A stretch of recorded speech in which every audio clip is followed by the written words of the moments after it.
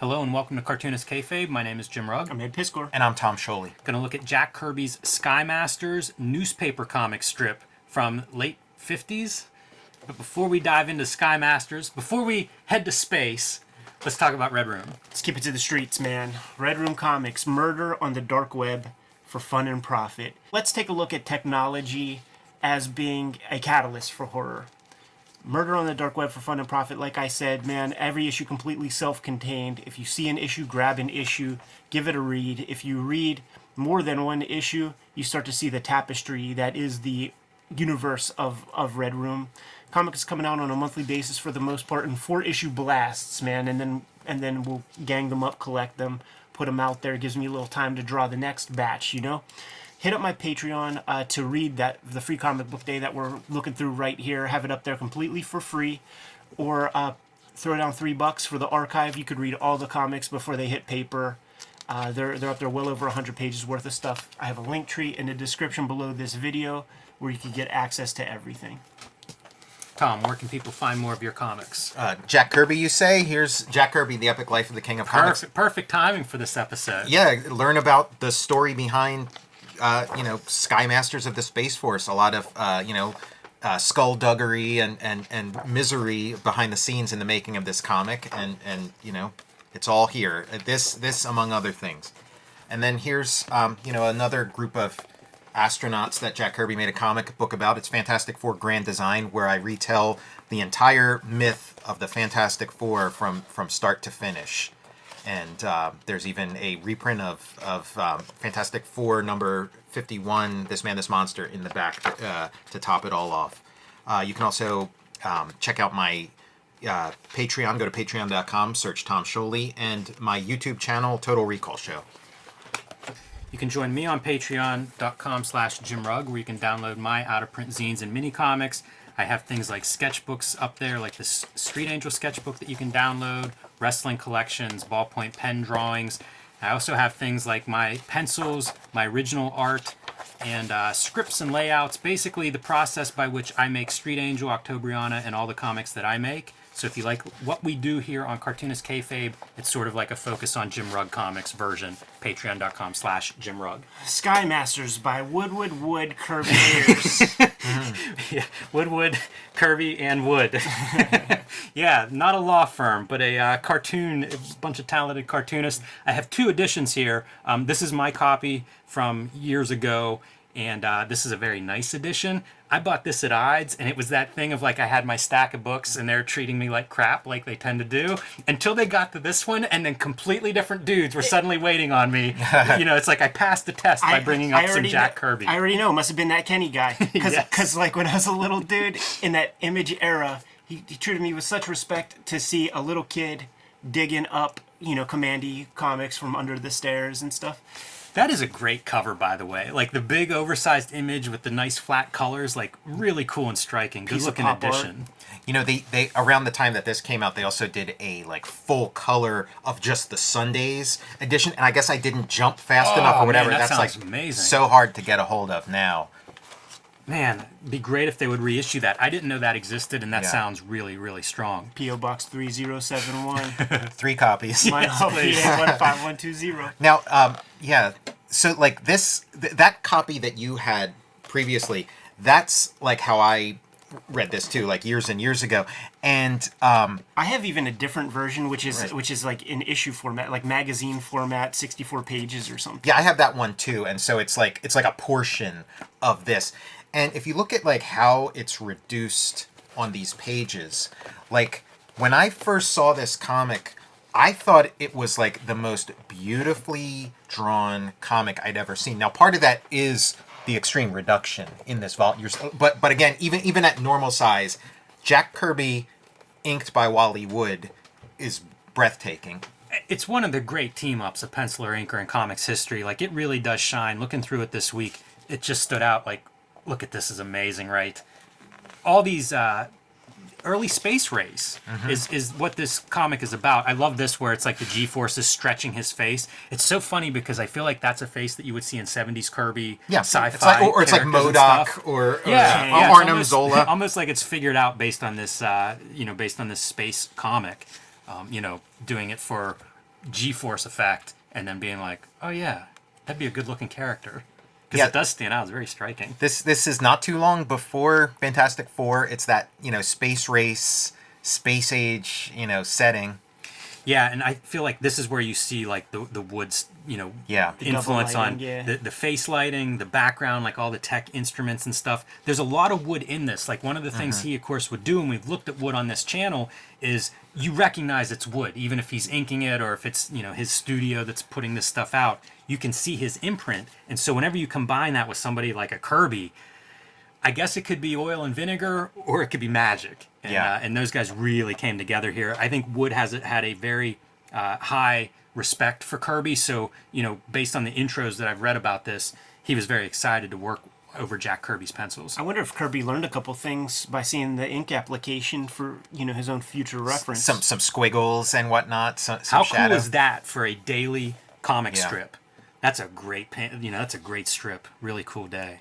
Philip Seaman Hoffmore.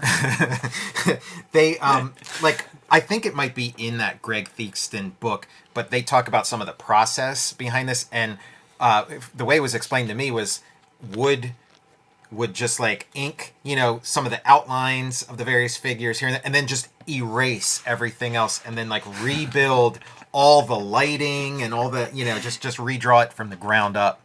That's funny. You can kind of see it. You see the, I recognize that Kirby nose when I see it, and some of the proportions, but there's a lot of wood on the page. Do you know how long this ran? About 4 years? Does that sound right? 3 or 4 That years? sounds right. Maybe less. Maybe like 2 years. Was Kirby also doing comics in this period? Or Yeah, it was. he was a full-time comics guy. He was doing all that like DC work, doing Challengers of the Unknown and all that stuff, working under Jack Schiff, and again that was sort of what brought about the beginning and the end of this comic. I think we're seeing some airs or something pretty soon here. Yeah, Wood kind of segues out, and then Ayers segues in, and I think even towards the end, looks like it might be Kirby inking it himself. I was going to say, like, we're going to see that the inks kind of change and evolve as this series goes on. One other detail, man, I love whenever he breaks like that daily, 3 or 4 panels, and instead we get like one big panel. It really, really kind of sings. What I was reading is that this starts to form, or Kirby starts heading towards the comic strips after, the 1954 Senate hearings, right? And comics are sort of plummeting and work is drying up. And so that's part of what drives him to look for strip work, too. Yeah, this is the way out. This is the way out of the ghetto is how he'd refer to it. And this whole deal ends up culminating in a lawsuit. Jack Schiff sues Jack Kirby, and the dispute is over, Jack Schiff had some role in like putting the deal together between Kirby and this the syndicate. Yes. And his Jack Kirby felt that like it was sort of like he had paid him like his finder's fee or whatever, and Jack Schiff felt that no, he was entitled to just ongoing payment, throughout this thing. So that was their dispute, and the court found in favor of Jack Schiff. And so Jack Kirby, like this, it kind of makes me think of like you'd read in like Bakuman, where like they set up their little studio for their comic, the creators, and then they're just paying out of pocket. They're paying for assistants, paying for all this stuff, and just in the red on this comic they're making, in hopes that somewhere down the line it becomes a hit, and then they make back their money little by little. And so Kirby was kind of in that area. He was paying for the Wood brothers to write it, and from all accounts, they weren't really delivering, and so he was writing it himself, but he still had to pay those guys, contractually. The Marvel method. Yeah, exactly, yeah. And then he had to pay Wally Wood, and, Yeah, I have to interrupt so we can look at these, because both of these two Amazing. sequences are Yeah. incredible. This is climbing up this rope, showing us sort of like the ship or the space station that they're building, and then again one continuous panel climbing up through there. So it's kind of this similar thing, but different still 4 interpretations. And look at how the ladder's like taut up here, where he's pulling weight on it, and the bottom part is sort of swinging, like the physics of a ladder, a rope ladder or whatever. Incredible. Yeah, and I think like the triumph of this work is like the work itself. So like the behind the scenes story is kind of like a bummer. Yeah. That's true of a lot of comics. It's an interesting story too, because it's the space race is obviously a subject, but this is before we put man on the moon. This is before we have figured out some of these details, and it seems like Kirby gets a lot of the details right with pressurization and different things, like from the beginning. Like the strip starts with them going into space for the first time, and it seems like they have the fuel pieces that break off the rockets. They have all these different details that are like, yep, all of this makes sense. Like, how much of it was figured out at that point, and how much was he sort of like, it's the Kirby brain, like figuring out how this is going to work? It's funny stuff to read about, man, because like, when they start putting dogs and monkeys up there, one of the things they had some idea that it would be all right, but one of the things that they had to account for was, would this dog's eyeballs float outside of its sockets when we take them into 0G? You have to find that shit out, Yeah, man. That's a weird one to think about. Yeah, I mean, Kirby, like, he was on top of things, like, I mean, huge science fiction, student of science fiction from day one, where a lot of this stuff is kind of, like, played with and worked out in almost like a blue sky way, but then he's also keeping up with, like, popular science and things like that. So it's sort of it's like a little bit fact, a little bit speculation, and yet his speculations were just so smart and so, like, on the money.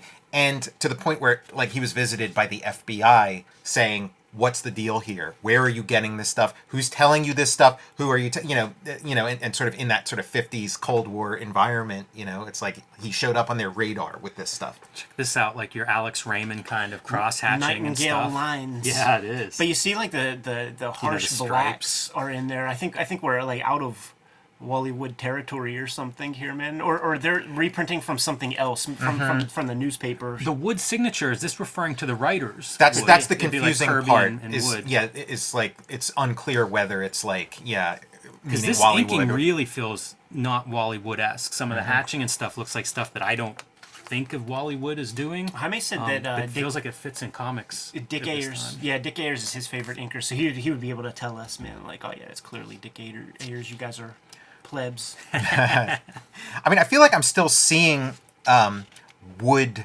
double lighting and things, so I don't know if maybe he's trying to keep it consistent. Yeah, I was going to say, Ayers is trying to keep it like consistent or comic what. strips would often have that, right? Of, Like this, that still looks like Wood to me. ghosts and people coming in, and it was Yeah. like you are supposed to try to keep that consistent. If there's a style that's established, and Wood obviously a major stylist, so Maybe Wood, like maybe Kirby's like, hey, can I pay you half instead of your foot? And Wood's giving him the half. Like as the thing is becoming a like financial albatross for Kirby. I love whenever he steps out of like the two heads or whatever. Like some of these panels are really kind of crazy to see as like a daily strip. Start seeing the Wells. the Milk Caniff drapery on some of this stuff.